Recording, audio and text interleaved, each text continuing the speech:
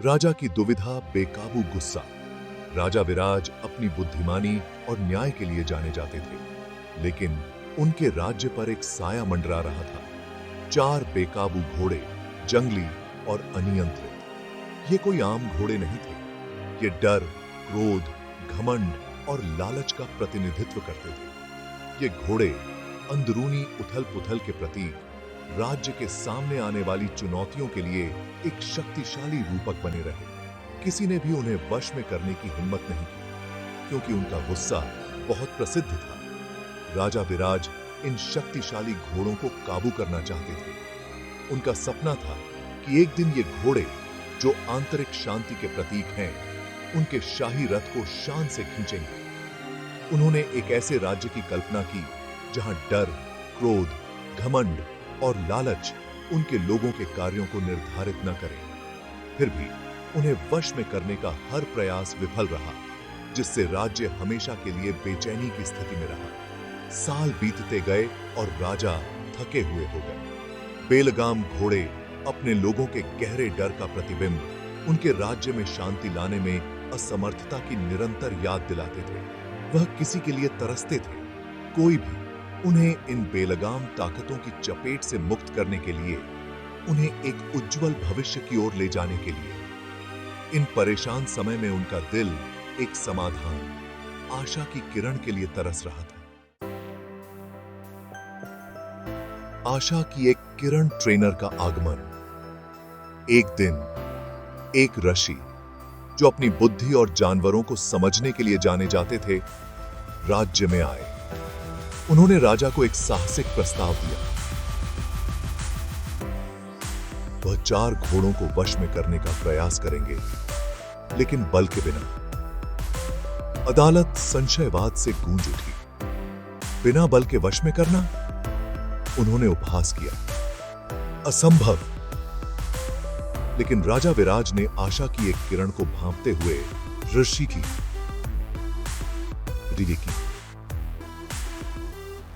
अजीब और गरीब शर्त मान ली। कोई चाबुक नहीं, कोई जंजीर नहीं, केवल दया और समझ। राजा, एक समाधान के लिए बेताब, ने ऋषि के शांत आचरण में आशा की एक किरण देखी। क्या यह अपरंपरागत दृष्टिकोण उनके राज्य के संकटों का उत्तर हो सकता है? ऋषि ने सरल उपकरणों का अनुरोध किया। एक कोमल स्पर्श, सुखदायक शब्द और धैर्य से भरा दिल। उन्होंने दावा किया कि ये घोड़ों के वास्तविक स्वरूप को खोलने की कुंजी है।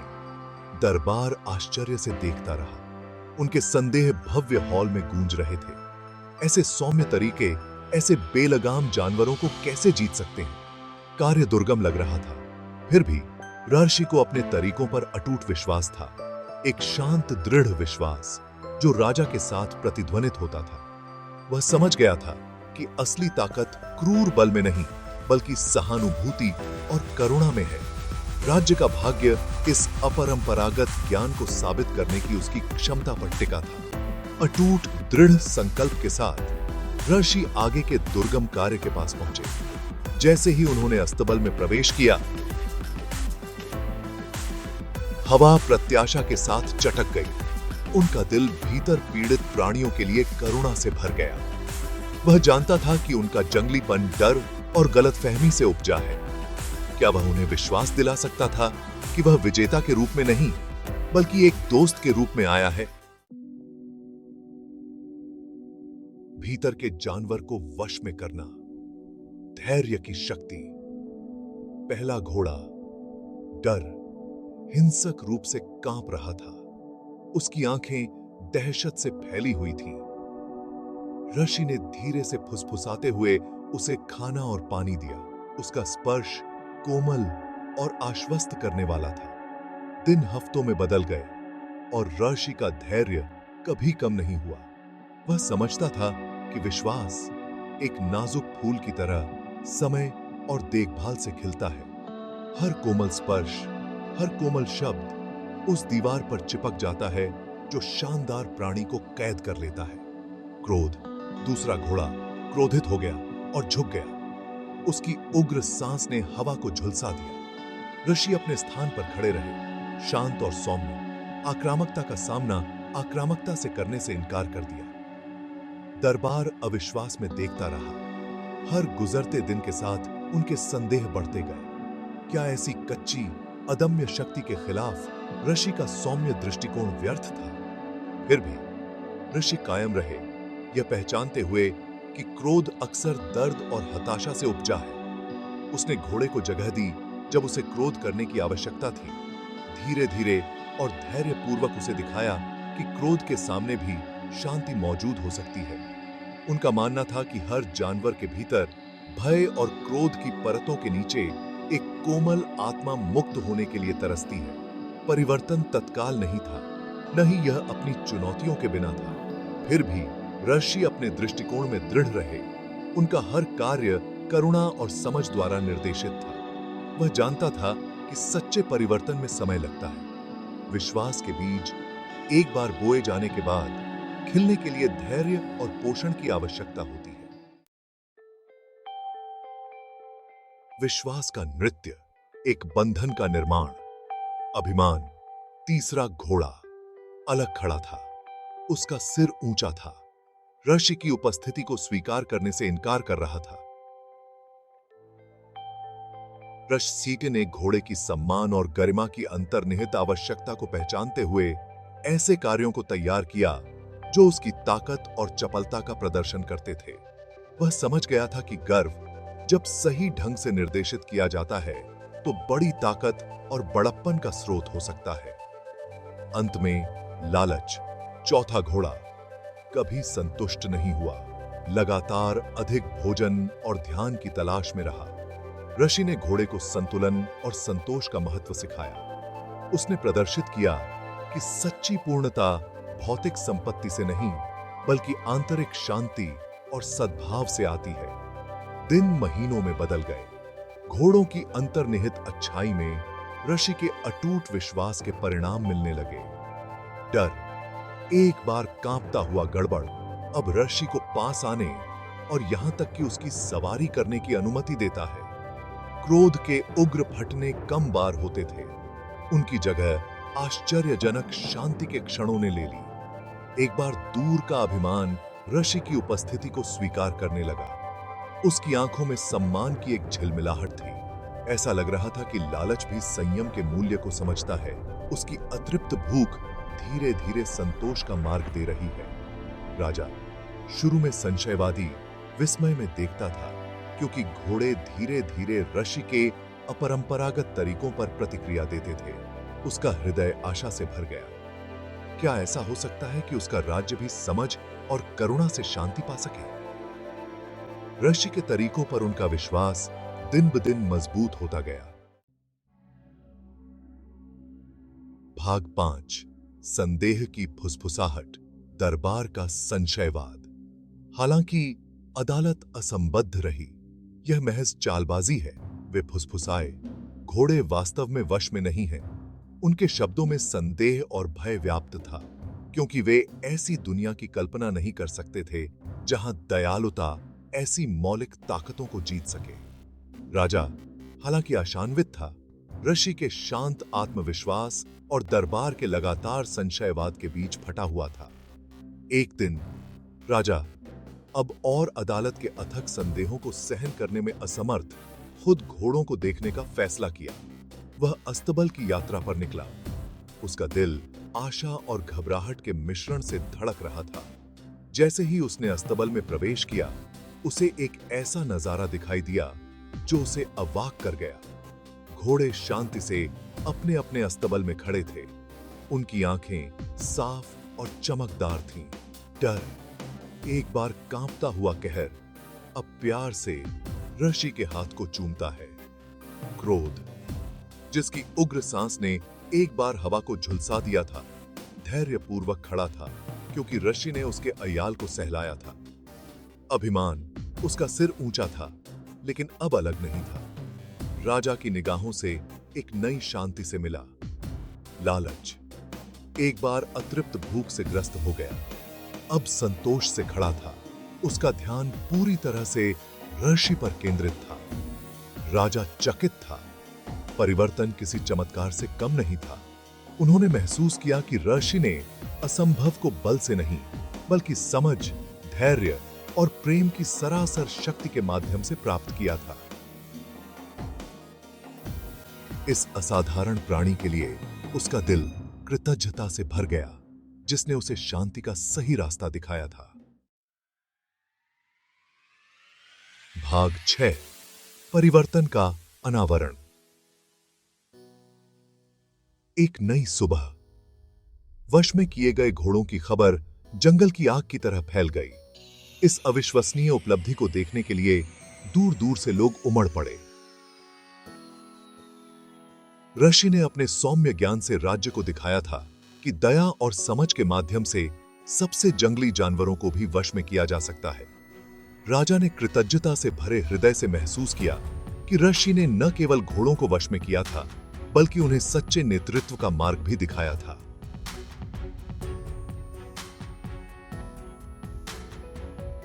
जो करुणा और ज्ञान से चिह्नित था। ऋषि के सम्मान में एक भव्य उत्सव का आयोजन किया गया। राजा ने भावुक होकर कहा, आज हम करुणा की शक्ति के साक्षी हैं। ये वश में किए गए घोड़े सिर्फ जानवर नहीं हैं, वे उस असीम क्षमता का प्रमाण हैं जो हमारे भीतर तब होती है जब हम बल पर समझ, क्रोध पर धैर्य चुनते हैं।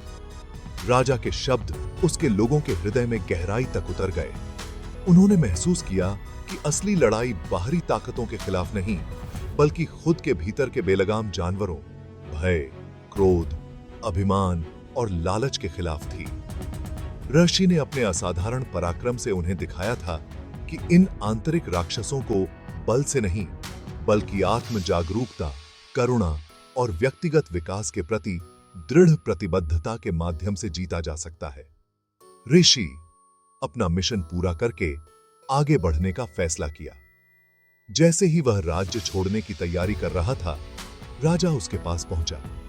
उसका दिल कृतज्ञता और उदासी के स्पर्श से भर गया। हमारे साथ रहो, बुद्धिमान ऋषि, राजा ने विनती की। आपका ज्ञान मेरे लोगों के लिए प्रकाश की किरण है। खंड 7, अस्तबल से परे, जीवन के बेलगाम घोड़े। ऋषि मंद मुस्कुराए। महाराज, उन्होंने उत्तर दिया, घोड़े केवल आपके राज्य के भीतर उथल पुथल का प्रतिबिंब थे। असली घोड़े हम में से प्रत्येक के भीतर रहते हैं। भय, क्रोध, अभिमान और लालच, ये वे घोड़े हैं जिन्हें हमें वश में करना सीखना चाहिए।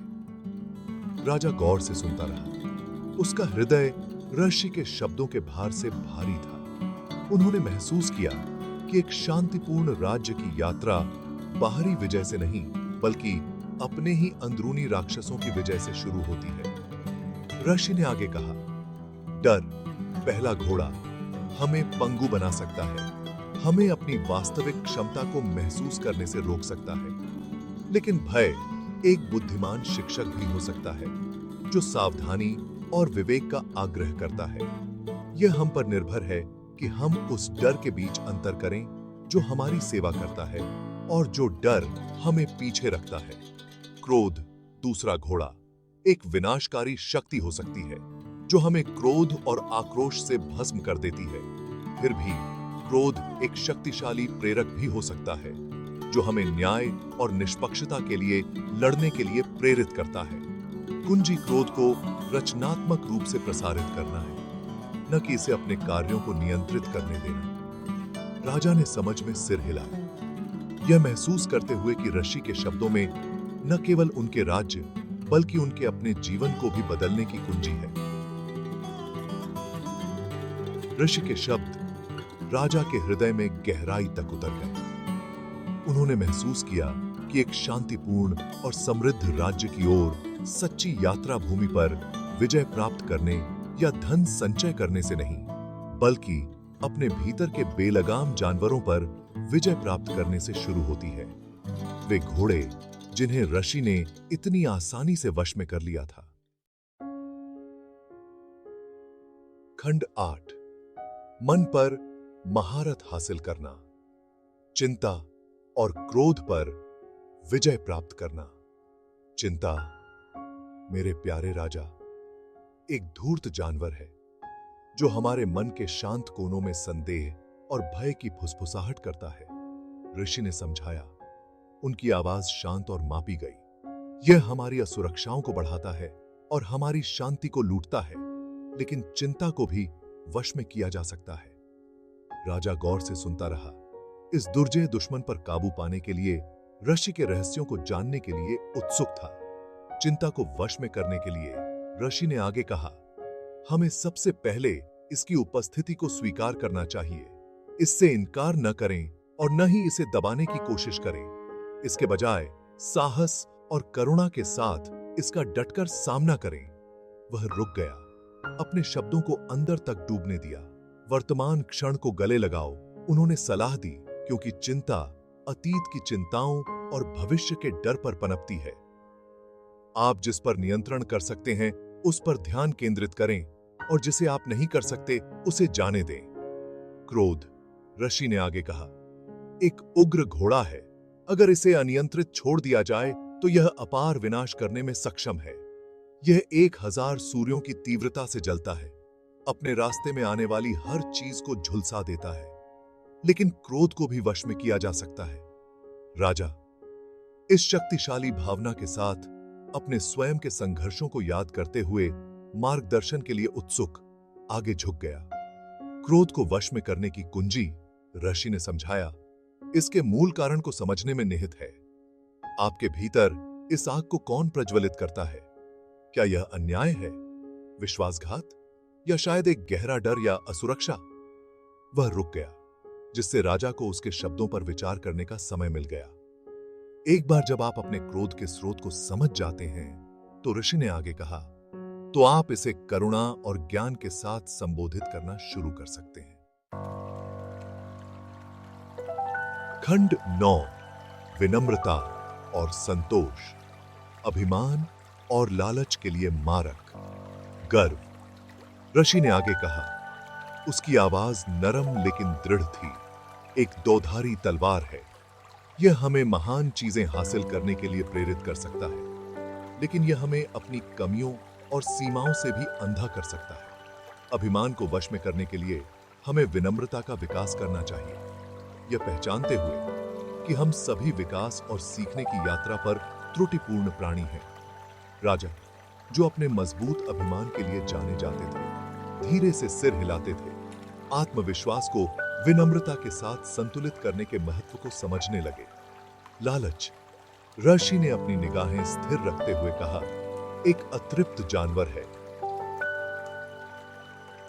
जो हमेशा भी ही अधिक के लिए भूखा रहता है। जो उसके पास है उससे कभी संतुष्ट नहीं होता है। लालच को वश में करने के लिए हमें संतोष पैदा करना चाहिए।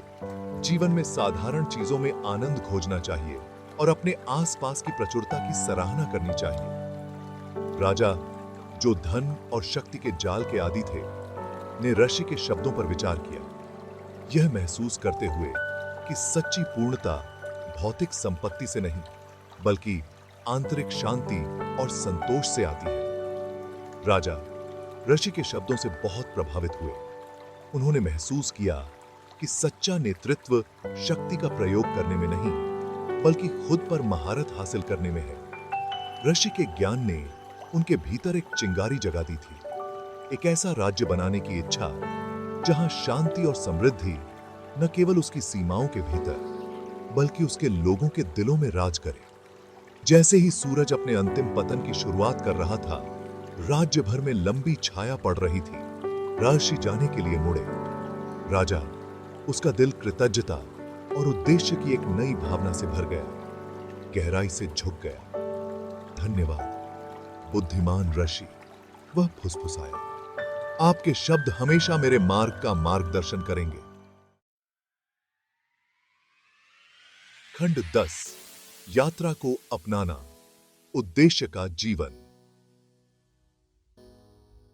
ऋषि के पाठ राजा के साथ रहे, उनके हर निर्णय और कार्य का मार्गदर्शन करते रहे। उन्होंने अपने लोगों के साथ इन शिक्षाओं को साझा किया, उन्हें आत्म खोज और परिवर्तन की अपनी यात्रा शुरू करने के लिए प्रोत्साहित किया। धीरे धीरे लेकिन निश्चित रूप से राज्य बदलने लगा।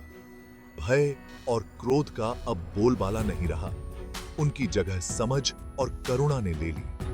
अभिमान ने विनम्रता का मार्ग प्रशस्त किया और लालच संतोष से शांत हुआ। राज्य जो कभी भय और अनिश्चितता में डूबा हुआ था, शांति और समृद्धि के स्वर्ग में खिल गया। राजा ने ऋषि के ज्ञान के लिए कृतज्ञता से भरे हृदय से महसूस किया कि आत्म महारत की यात्रा एक आजीवन प्रयास है जो चुनौतियों और विजयों से भरा है। उन्होंने इस यात्रा को पूरे दिल से स्वीकार किया, यह जानते हुए कि सच्ची पूर्णता मंजिल तक पहुंचने में नहीं, बल्कि रास्ते के हर कदम को स्वाद लेने में है। और इसलिए प्रिय श्रोता, यह कहानी आपको आत्म खोज और परिवर्तन की अपनी यात्रा शुरू करने के लिए प्रेरित कर सकती है। याद रखें, भय, क्रोध, अभिमान और लालच के बेलगाम घोड़े हम सभी के भीतर रहते हैं, लेकिन साहस, करुणा और अटूट दृढ़ संकल्प से हम इन आंतरिक जानवरों को वश में कर सकते हैं और उद्देश्य, शांति और आनंद से भरा जीवन बना सकते हैं।